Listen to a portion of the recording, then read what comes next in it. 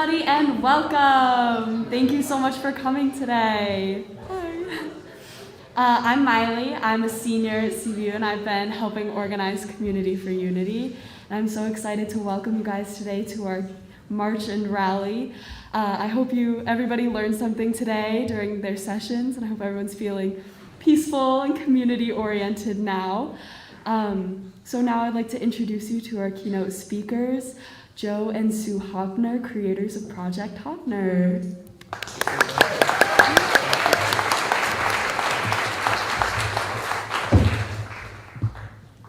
If you know, you know. Team. Hi there. Congratulations on a successful CVU Community for Unity 2022.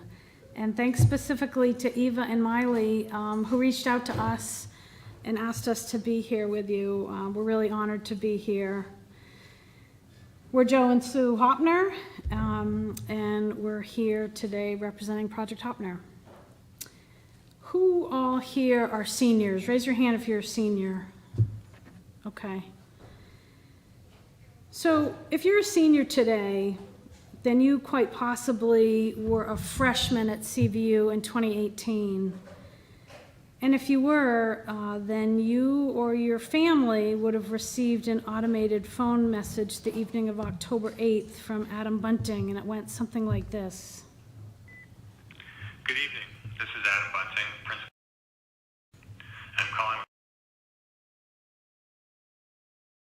you and resident of Heinsberg died unexpectedly today.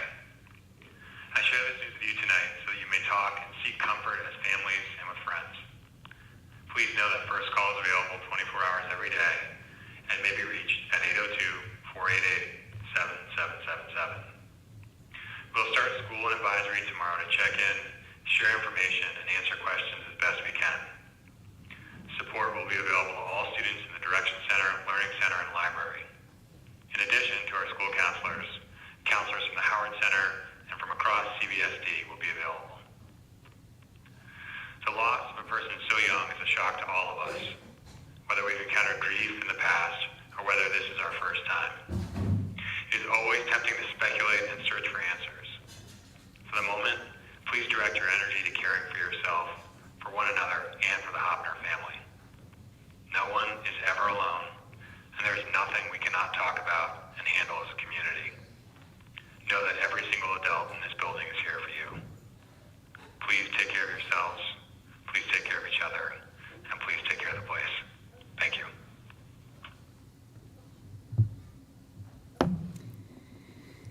Take care of yourself, take care of each other, take care of the place. Adam's words offer a really solid roadmap for building community. One great gift that came from Paul's death was hearing from his peers about the ways that he interacted with his community, the way he took care of others. We met many of his CVU friends for the first time after he had died. And here are some of the things that were shared with us. With Paul, the little things seemed big and important. The best example I can give was in French 4 last year. It was my birthday, and being a year and a full grade lower than everyone else, I wasn't expecting much. Somehow, I still have no idea how, Paul knew, and that simple, happy birthday meant everything to me. Jane said, I can't say I knew Paul well. I only joined rowing club our senior year. The day had been stressful for me. I was rushing everywhere, and on top of that, I had no idea how I would get to Virgins. Helen's car was already full. Then there's Paul, standing there, nonchalant, saying he had 4 seats.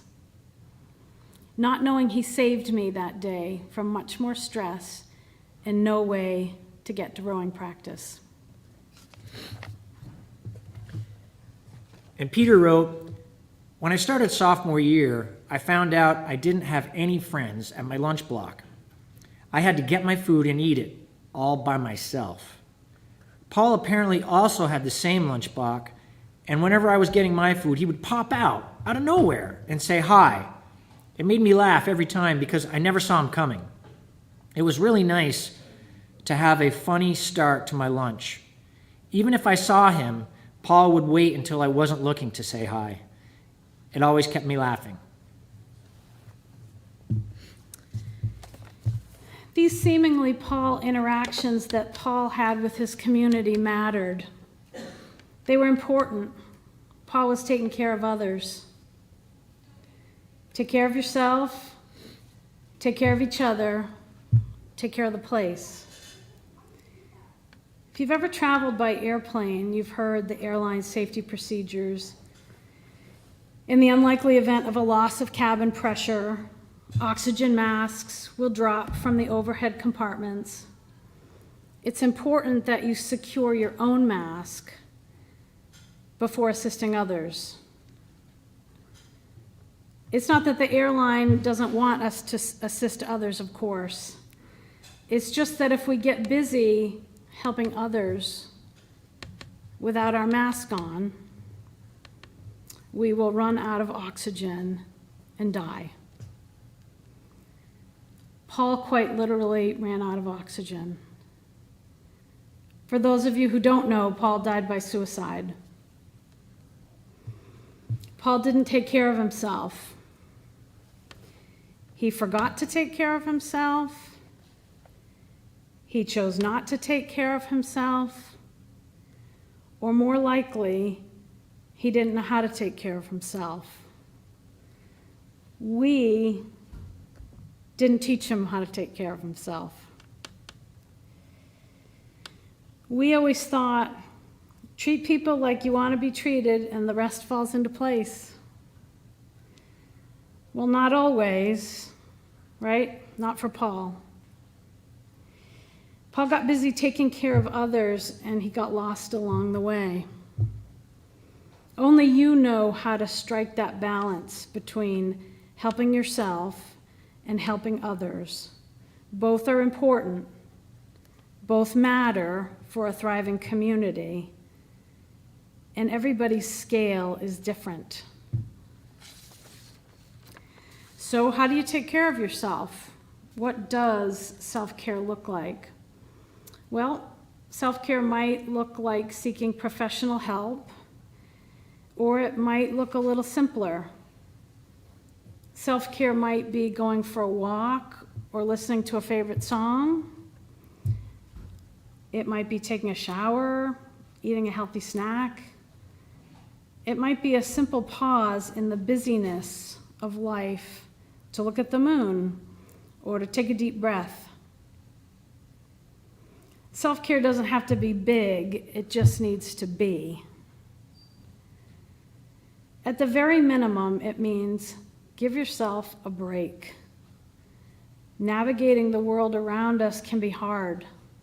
You know that, right? You've survived over 2 years of COVID, so well done. But you know what else is really hard? Entering the cafeteria with 150 other students and knowing you're going to eat alone. Or trying to get to practice off-site and not having a ride. Or the confidence to ask for one. Comparing yourself to endless social media posts. These things are hard. So give yourself a break. Take care of yourself, take care of each other, take care of the place. We're going to leave you today with a success story. These words that Joe's going to read were written by a 2020 CVU graduate who couldn't be here today. In May 2018, I was not in the best place. I had no idea how to get out of bed every morning. I said the 3 hardest words ever. I need help.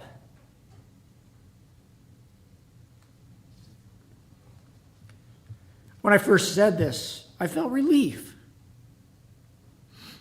There was a unique comfort in finding out that I wasn't alone in what I was feeling, or maybe it was finding out that I was never as alone as I felt.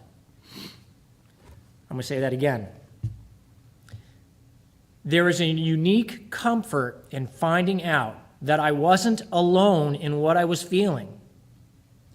Or maybe it was finding out that I was never as alone as I felt. But I was scared too.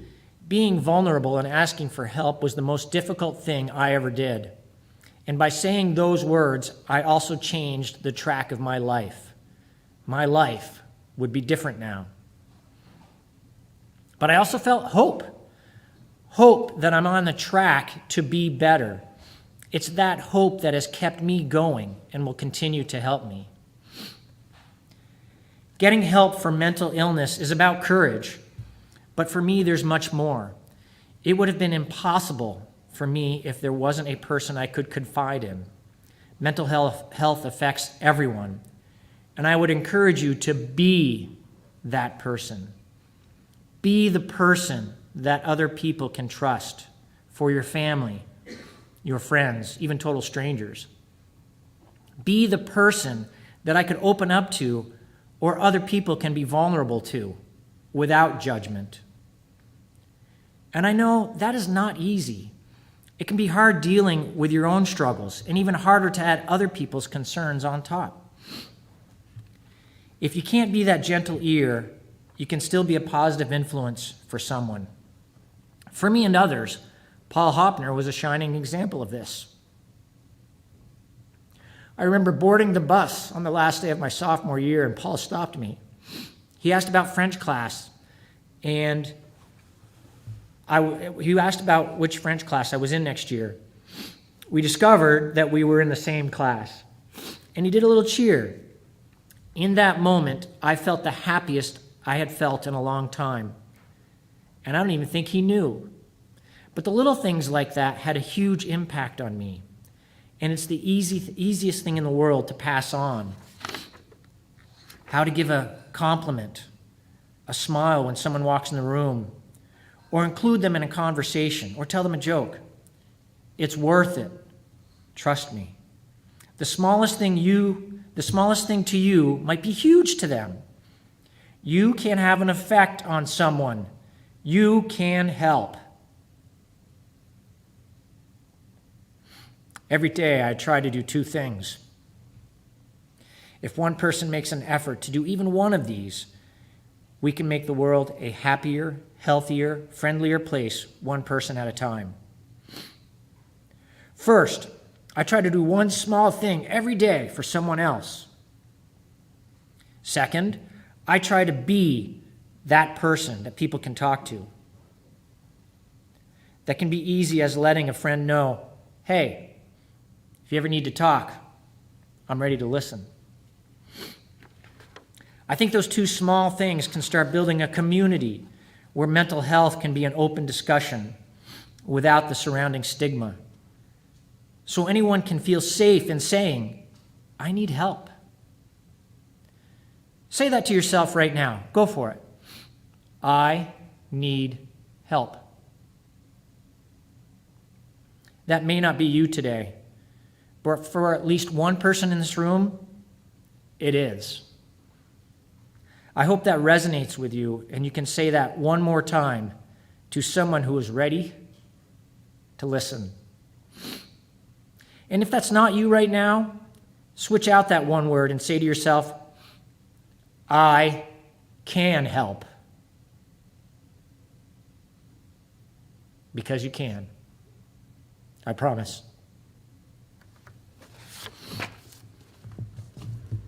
Thanks for having us for Seaview Community for Unity Day 2022. We're really grateful to be here.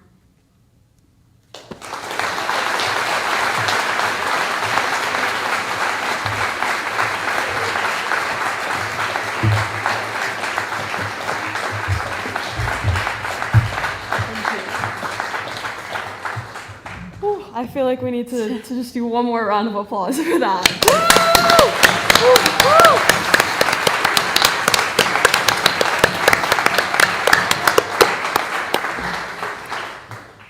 So thank you, everybody, for being here today. And as you move forward, please remember peace, no more violence, justice for everyone, because we all deserve it.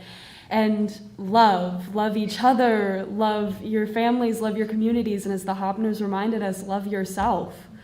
So please, thank you all so much for being here. Thank you, Chris, for Community for Unity. Yay.